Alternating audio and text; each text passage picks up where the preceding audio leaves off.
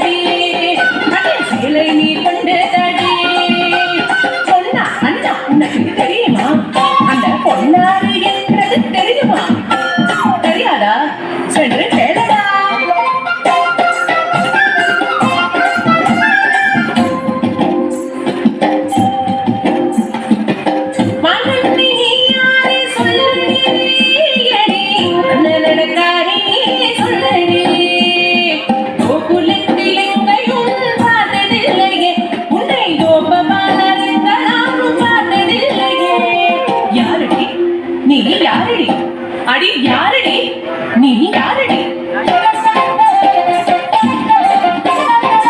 நான் ஒரு பாவம் பொண்ணு தொந்தர வேலையில புது சிங்கப்பூர் எனக்கு நாட்டுறது கையா. ஆனா எதுக்குங்க வந்த?